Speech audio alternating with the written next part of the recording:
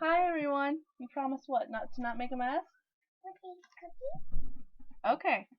Sorry. Hi everyone. I haven't done a vlog in a really long time. Probably in almost a year. Since we switched to WordPress, I don't think we've done a vlog. Lindsay doesn't do them because she doesn't like. She feels awkward talking to herself, and I'm like, whatever, dude. I talk to myself all day long. It's like what I do. Even when I'm talking to people, I feel like I'm talking to myself. Nobody listens to me. So, whatever. I'll just stare at myself on my computer and talk. So I thought I'd just do this just to kind of update on what I'm reading, in case anybody cares. I don't know if anybody does. It's so hard to gauge when people don't, I don't comment on blogs, so I don't blame anybody for not commenting on mine. But it's so hard to gauge if people really care, if they're just there for the giveaways or stuff like that. Yeah, I know. I'm just making this more awkward by putting on lip gloss and drinking, but that's okay. So anyways, I thought I'd talk about what I've been reading lately and what I've been really sort of obsessing about. And I'm going to start with my first newest obsession, which is the Walking Dead comics. I bought these last year with my income taxes because they're like the volume 1 and the volume 2 of these big ones are like $32 a piece. And I don't know about you, but $32 for at one time is quite a bit of money for me. So I thought I'd give them a go. The list price is $59.99, so if you buy it from Amazon, you're getting a deal. So they've been sitting on my shelf for about a year. I read a little bit of one, but then I decided to put them down. And I've never really, comic books have never appealed to me, never at all. But then I kept hearing about how great they are. And the show, obviously, I watch the show. It's the only thing I watch on TV, and it's just not cutting it anymore. It hasn't cut it for me really since, well, I've liked it, but these past 2 years haven't been that great. And part of my main issue with the show is the pacing. Like, I realize it's the #1 TV show on TV, but it has literally no competition whatsoever. There are no other zombie shows on TV. And I don't care how cool you think you are when you're like, oh, zombies are so 3, 6, 5, 10, 20 years ago. People clearly still love zombies. So, yeah, it's just boring. Like the season finale. What the heck was that? That wasn't. Ooh, it wasn't anything to write home about. It should have been the mid-season finale, in my opinion. And so yeah, so I think I sort of turned to these because everybody's like, they're so good, I can't believe it, and they are. They're really, really good, and they're really, really like super graphic and dark and scary and emotional and everything that you want the show to be. And it's not. And it's not the actor's fault. The actors on that show are golden. They are. Totally. But there's only so much you can do with the material you're given. Now, if they were given this material and these things right here, then we would be good. I realize you have to change the show to keep the fans coming back, but like, I don't know. Part of the thing was everybody's like, oh, I love how they've grown Michonne's character this year. She's been on the show for what, like 2 seasons now? Shouldn't we have known some of this stuff about her a while ago? Isn't it a little late to be doing some character development with her? Maybe? But anyways, I love the show. I like the show. I love the books. It's like gold in here. Like literally gold. If you like dark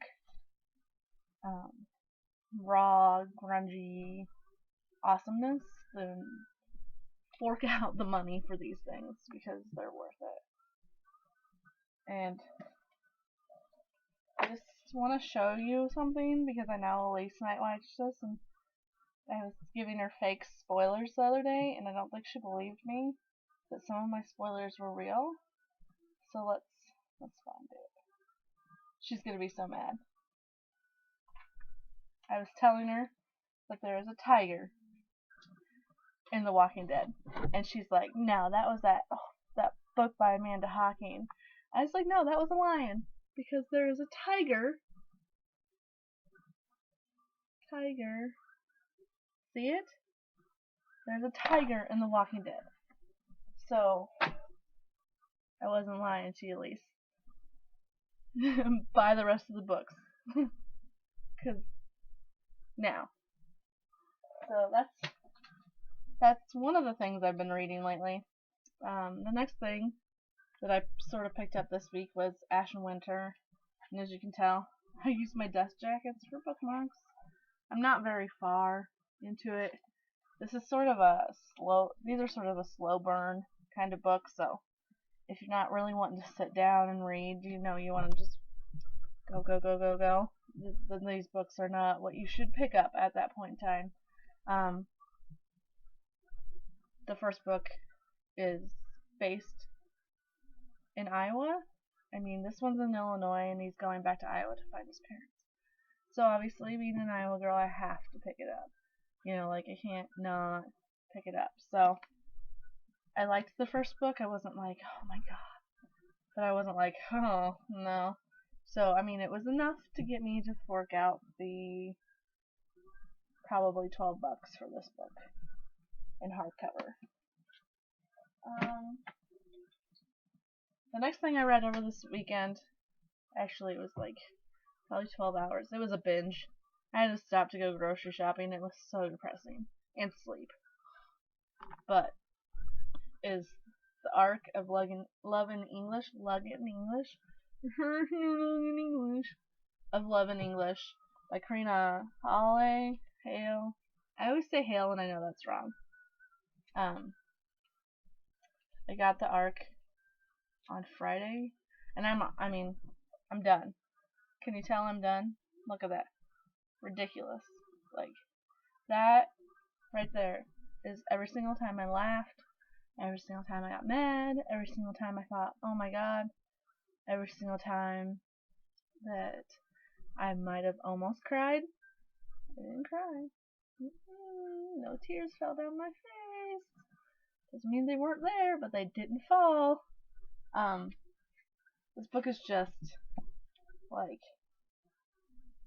absolutely chock full of